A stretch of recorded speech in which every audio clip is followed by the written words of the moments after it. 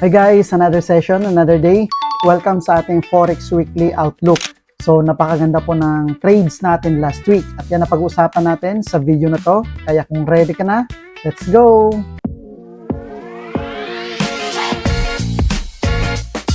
Siyempre, as usual, bago tayo pumunta sa market is i-check muna natin yung economic calendar kung mayroon bang mga high impact news na parating this coming week.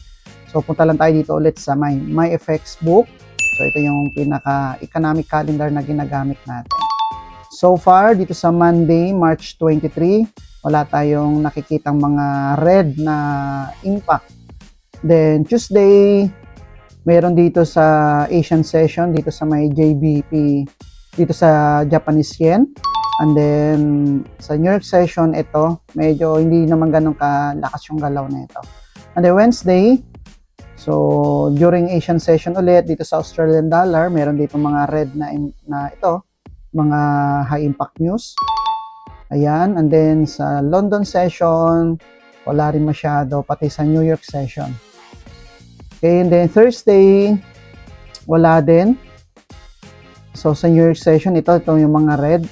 So, hindi ganun kalakas din yung galaw niyan. Though, may impact pa rin yan. And then Friday, during London session, dito sa may JBP pairs or dito sa may British pound. Ayan, naka-red. And then, during New York session, wala masyado. Okay, so, kahit papaano medyo tahimik yung market natin this coming week.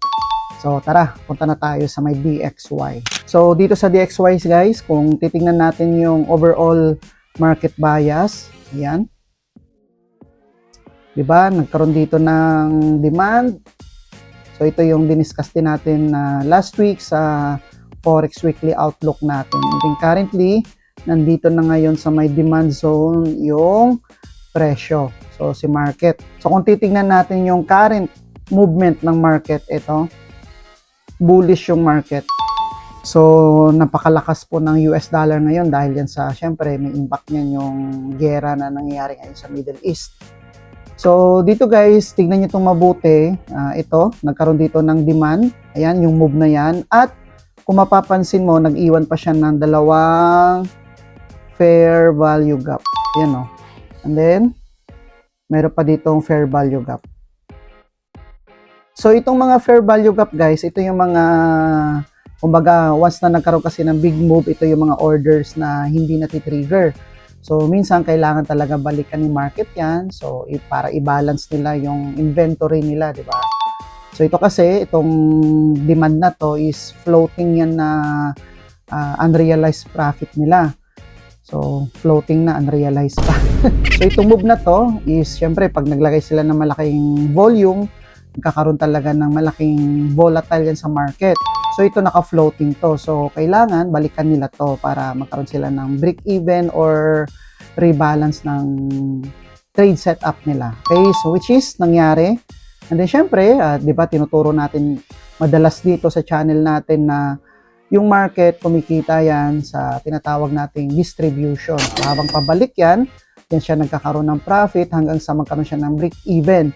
So, minsan guys, may mga fair value gap na hindi talaga fully mitigated. Or kung saan siya nag-start, hindi niya talaga totally or 100% na nababalikan. So, kumbaga, part na ng strategy nila yan. Okay, so katulad nito, ayan. Siyempre, ang nakakaalam lang yan is mga big institution or yung mga liquidity provider natin. Okay? So, ngayon guys, kung ire-respecto ng market itong demand area na to, yeah, which is nandito na siya sa demand area na to, which is fully mitigated talaga siya. So, kung titingnan natin sa 1 hour time frame, ayan, nagkaroon ng movement. Itong move na to, which is, for me, is kahit paano napakagandang confirmation to. So, kung ito i-respect na market this coming Monday or this coming week, which is, ito, i-respect niya hanggang pataas para i-take out tong previous na swing high.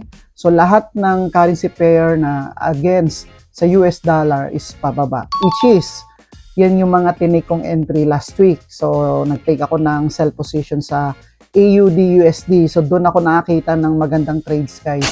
So, meron ding magandang position sa NCD USD, sa Euro USD, JBP USD. Pero do sa Euro USD kasi at sa JBP USD, may nakikita pa kasi akong fair value gap sa taas kaya hindi ako nag-take. Kasi possible na this coming week, balikan niya pa yon. Which is si AUD USD, fully mitigated na yung, kumbaga, nasa supply zone. Malaki yung percentage na posibleng hindi na siya bumalik. Kaya nag-take ako ng sell position doon. So, halos AUD USD yung tinake kong entry last week. Okay? So, ito yung analysis natin dito sa may DXY. Kung i-respect nito itong area na to, posibleng next week is lahat ng currency pairs against US dollar is pababa. Right? So, punta tayo ngayon kay Goldie. So, ito guys, sa daily time frame, di ba, na-discuss din natin to sa previous natin na Forex Weekly Outlook. So, nagkaroon dito ng big move, ito. And then, kung titingnan mo to sa 4-hour time frame, may magandang order block dito. So, kung mapapansin mo, supply and demand lang talaga yung strategy natin. Nag-retrace back siya. Okay? And then, pagdating dito, nagbigay pa siya ng market structure shift, itong confirmation, at nagbigay din siya ng fair value gap dito, which is shoot na shoot talaga. So, ito, halos 50% lang din yung minitigate ni market dito sa fair value gap na to. And then, tingnan mo guys, oh. So, last, February or January, based to sa mga previous video natin na na-predict natin, it's either bababa siya ng 5.1, and then 4.9, 4.6, hanggang possible itong 4.4 na to. So, malapit na siya, oh. So, ito, na take out niya na tong liquidity na to, itong mga swing na to. Kumbaga, titingnan natin as support, 'di ba? Ito yung resistance. So itong support area na to, maraming buyers dito. So na take out na siya. And then possible na ma-take out din tong swing low na to. Okay? So ito, dun sa may DXY, makikita natin na nandun na siya sa may demand zone. So possible na hindi niya na to balikan itong fair value gap na to, itong natitira na to. Pero syempre, hindi pa rin talaga natin yan sure guys at hindi natin control. So, lagi tayo mag-stick dun sa strategy natin and then at the same time, risk management pa rin. Okay? So, ayan, may mga fair value gap pa dito sa may 4-hour time frame. Okay? So, sa ngayon guys, wala pa akong nakikita magandang setup dito sa may gold kasi last week nagbigay na siya ng magandang setup ng sunod-sunod. Ito, so dumiretso-diretso siya dito. So dito, kung magre-retrace back pa siya diyan sa area na to, i-zoom in natin. So kung magre-retrace back pa siya dito sa area na to, itong candlesticks na to para i-mitigate itong fair value gap na yan. Oops. Ito. And then, ito pang isa. Ayan. Pwede tayong mag-take dito ng sell position dito sa area na to para i-take out yung or i-target natin itong previous na swing low na to. Ito. Ayan. Okay? So, ito yung analysis natin dito kay gold. So, punta naman tayo kay Bitcoin. So, ito guys, kung titignan natin sa monthly time frame, andito na siya ngayon sa may demand zone or demand area. Ito, ayan. So, dito kasi nagsimula yung pagtaas niya eh. Ayan. And then, swing low, swing high, and then lower low. Lower low kasi na-break niya tong previous na swing low. Okay? So, ngayon, if ever na ma-break niya to, possible na baka bumaba pa ng bumaba si Bitcoin. At baka abutin niya pa tong 50 na to or it's either 60. Pero the moment na i-respect niya to, nagbigay siya dito na magandang confirmation, yung market structure shift, okay? So, baka mag-start na ulit siya mag-take off or maging bullish yung market dito sa may BTC. So, punta tayo dito sa may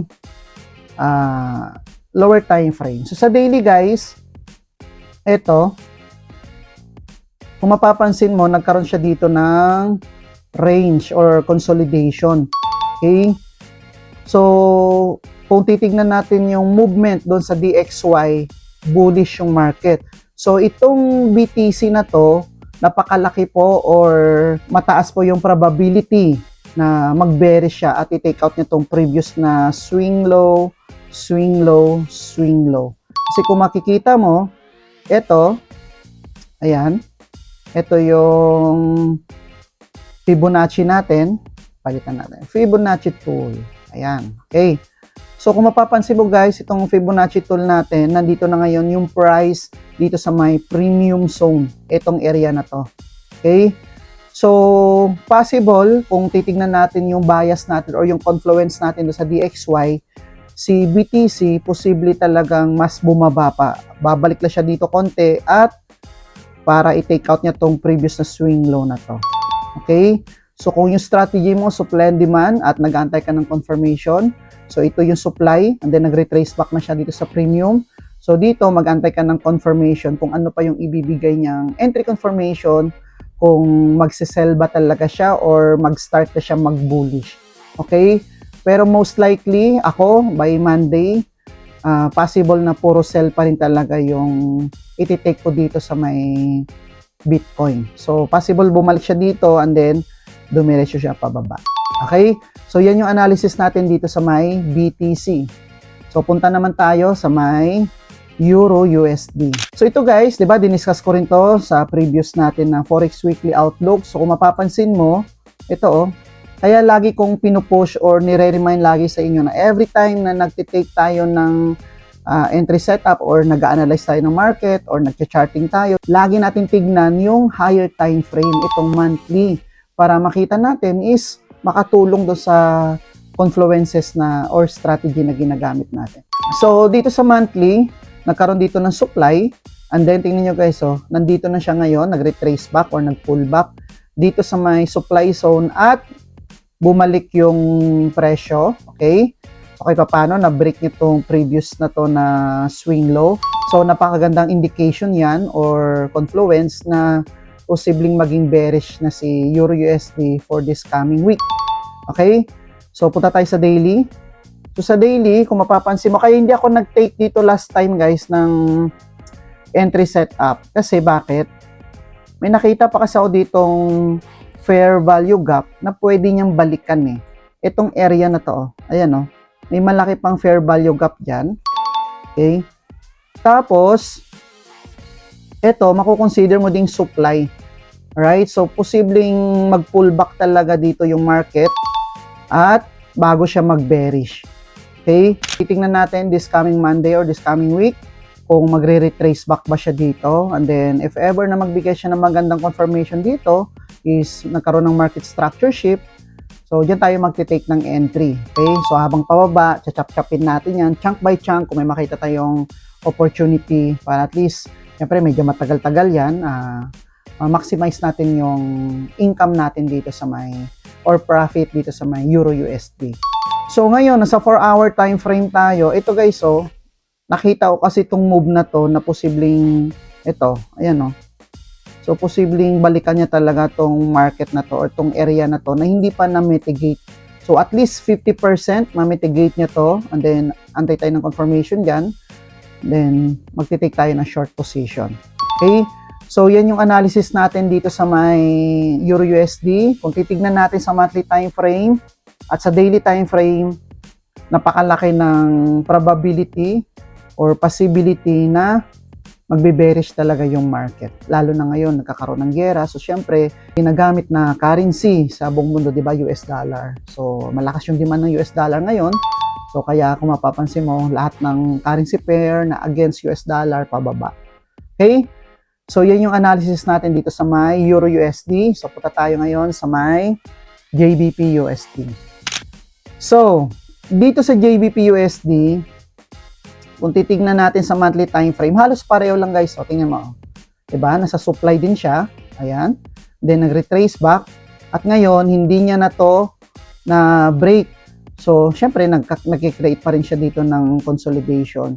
Pero, napakalaki kasi ng possibility na magbe-bearish na siya. Kasi kung titingnan mo guys, o, tingnan mo. Swing low, lower high, lower low, lower high. Halos hindi niya na to na break eh. Lower low, lower high. So, ano next niyan? Lower low. Okay? So, lagi natin tignan yung market sa daily time frame, monthly time frame, o yung mga higher time frames. Di ba? Para magkaroon tayo ng napakagandang confluence. Guys, magbabago yung paningin nyo sa trading kapag nakikita nyo yung bigger picture. Hindi kapag nag-analyze kayo, halimbawa, nakita nyo yung setup dito sa may higher time frame. Pag tinitingnan nyo yun, halimbawa, katulad nito guys, sample tayo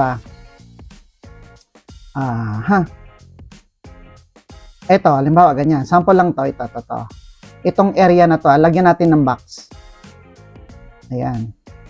Ano lang to? Ano ba tawag dito? Commercial. Okay? So, halimbawa, nakakita tayo ng ganyang setup. Pag pupunta tayo sa lower time frame para mag-take tayo ng entry confirmation or maghanap tayo ng mga confirmations, kailangan, pag tiningnan natin siya guys, kailangan buo sa screen para ma-visualize natin ng malinis kung ano ba yung setup na meron tayo, kung ano yung momentum ng market. Kasi kapag bumaba ka ng 1 hour time frame at ganito lang, paano mo ngayon makikita yung buong perspective or bigger picture ng market, di ba? So, kailangan i-zoom out natin. Ayan. So, ito kanina yung box, di ba? Zoom out natin para makita natin tong buong, alam ba, katulad nito, ito yung setup. Tapos, di ba, nagkakaroon tayo ng confirmation. Makita natin kasi kung sa 1 hour time frame, yan lang yung nakikita mo, maguguluhan ka eh. Nahihirapan ka makapag-decide. Lalo na, katulad nito, ito, mga noise lang to. Ayan. Yan, noise. Di ba? So, kailangan titignan mo pa rin lagi yung malaking picture ng market, ng setup mo, and then pag bumaba ka ng lower time frame, tingnan mo ng buo para nakasynchronize siya dun sa higher time frame yung confirmation mo. Alright?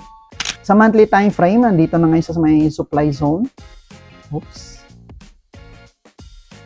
Ayan, so baba tayo ng daily.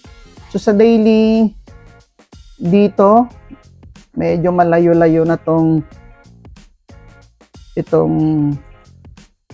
ano na to, tawag dito, fair value gap. So, ngayon, nagkaroon dito ng supply. Ayan. And then, nagkaroon ng retracement. Ito, nagkaroon ng pullback. Zoom out natin, zoom in. Ayan. And then, so baba tayo ng 1 hour or 4 hour, titignan natin. So, eto, analysis ko dito sa may JBP USD. So, kung titignan natin sa daily time frame, bearish yung market, nandito siya supply zone. Ito. Nasa supply na siya, itong area na to. Ayan. Pag sinabing supply zone guys, di ba ito, di ba kung saan nagsimula yung presyo, ito yung tinatawag nating supply. Okay? So ngayon, bakit tayo nagki-create ng box? Ang tawag dito sa box na to is supply zone or area. Kung saan, posibleng balikan niya ni market within that area at diyan ka maghahanap ng entry confirmation. So, ganun din sa demand area or demand zone. Etong supply zone na to, kung saan siya nag-start, pag tinignan mo yan sa lower time frame, may mga grupo yan ng candlesticks. Ang tawag doon is order block. Order block sa may supply at may order block din sa demand. Okay? So, ganun lang yung strategy na ginagamit natin dito sa may trading, which is magagamit natin sa halos lahat ng assets or instrument. So, ngayon, nandito na siya ngayon sa may supply. Kung mapapansin mo guys, hindi niya to na-break. Okay? If ever ma-break niya yan, so posibleng maging bullish ngayon si market. Pero pag hindi, tuloy-tuloy yung pagiging bearish niya. Kasi dun sa monthly time frame, kung makikita mo, nasa bearish momentum na ngayon si market. Though, 'di ba, nagbigay naman siya ng kung titingnan mo sa higher time frame, halos bullish talaga siya, 'di ba? Pero kung titingnan mo yung previous na supply, yun na yung time na nag-i-start na siya maging bearish. Okay? So sa 4 hour, mayroon pa dito maliit na fair value gap. Ayan. And then ito, ganun din. So, ito, posibleng niyang i-mitigate niya pa tong area na to. So, once na i-respect niya tong area na to, magbe-bearish na yung market. Pero pag tinake out niya pa tong previous swing high na to, and then previous na swing high na to, posibleng yung market is magbo-bullish. Okay? So, yan yung analysis natin dito sa may JBP USD. Sa high time frame, nakikita natin na nag-i-start na siya mag-downtrend momentum. Okay? Pero syempre, Habang pababa yan, magkikreate pa yan ng liquidity, babalikan niya pa yung mga fair value gap sa daily time frame na mga naiiwan bago siya mag momentum ng downtrend or bearish. So ito, possible na umakyat pa yan dyan, umakyat pa yan para i-mitigate niya itong fair value gap na to. Okay? So tignan natin kung ano pa yung ibibigay na confirmation this coming week. Alright? So punta tayo dito sa may last currency pair natin na AUD USD. So ito guys, so tingnan mo, kung titingnan mo yung higher time frame, bearish siya, 'di ba? Pero kung titingnan mo yung current frame, ito indication na na-break niya kasi itong previous na swing high sa monthly time frame natin. And then ito, previous swing high, and then possible na next ito. Okay, so medyo matagal-tagal pa naman 'yan. Pero kung titingnan mo dito sa may monthly, may malaki pa ditong fair value gap. And then ito. So ito guys, ito yung demand na posible niya pang balikan yan para i-mitigate itong previous na fair value gap at itong fair value gap na to. Okay? So punta tayo sa daily time frame. Sa daily time frame, ayan. So ito, si market, tinake out niya na tong liquidity na to. Ayan o, tinake out niya na tong liquidity grab. So kung mapapansin mo guys, nagkaroon dito ng consolidation or accumulation. And then anong ginagawa ng market? Next, manipulation para i-take out lahat ng sellers dito sa area na to. Kasi maraming sellers dito guys, yung stop loss nila nandyan. Okay? So ngayon, ito na-take out na rin itong previous na to ng mga buyers. So manipulation din to. And then next, manipulation. So marami rin dito mga buyers dyan na naka-abangers. Okay? So, ganyan talaga guys.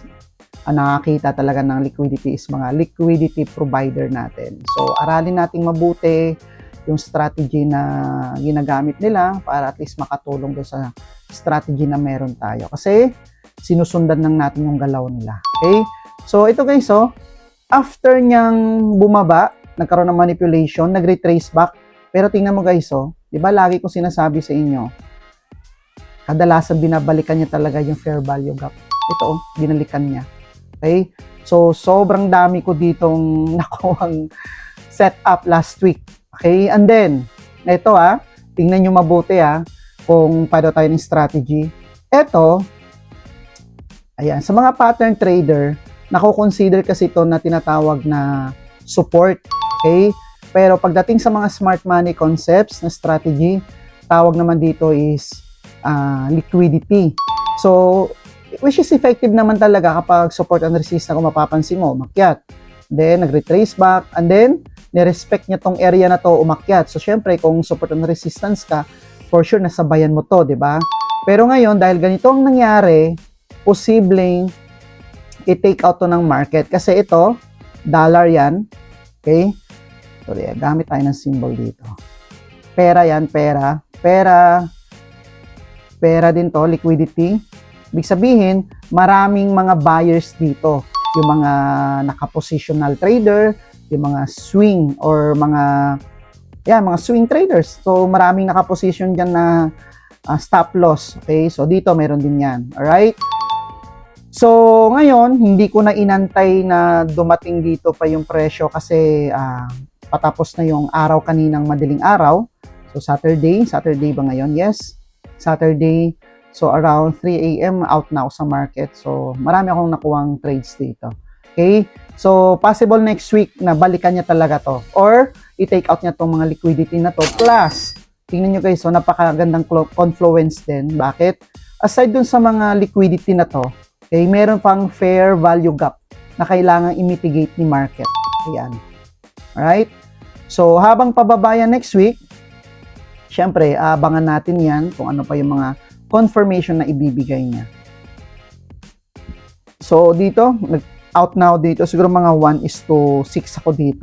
Kasi, nag-trade ako dito, tapos nagsunod pa ako ng entry dito. So, 1:3, 1:3.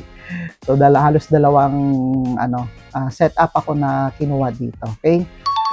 So, possible next week, gumanyan siya or diretso na siyang pababa. Okay? So, yan yung analysis natin dito sa AUD USD. Okay? So hopefully, marami kang natutunan dito sa Forex Weekly Outlook natin. So kung bago ka pa lang dito guys, mag-subscribe ka na, i-click mo na yung notification bell para updated ka sa upcoming videos natin katulad nito. And aside dito sa Forex Weekly Outlook natin, nag-upload pa ako ng ibang topic natin kung ano yung mga nakikita nating magagandang setups dito sa market. Bini-breakdown natin yon, top-down analysis from higher time frame down to lower time frame. Step by step dinidiscuss natin yon para may makuha kang idea or makatulong sa strategy na ginagamit mo. At huwag kalimutan na i-apply pa rin natin yung risk management natin dito sa market. Kasi kahit gaano kaganda, uulitin ko, kahit gaano kaganda yung strategy na ginagamit natin, hindi po yan 100% guaranteed. Kaya nagiging consistent profitable tayo dito sa trading is dahil sa risk management. Yung risk management, part yan ng strategy na meron tayo. Kasi strategy alone, okay, so smart money concept man yan, or supply and demand, ICT man yan, idiot rate man yan, or moving average, kung ano man yung strategy na ginagamit mo, kung hindi mo yan dadagdagan ng risk management, hindi po yan sustainable, hindi po kayo magtatagal dito sa market or dito sa forex trading. Alright? So, kita-kits po ulit tayo sa next na video. Let's go!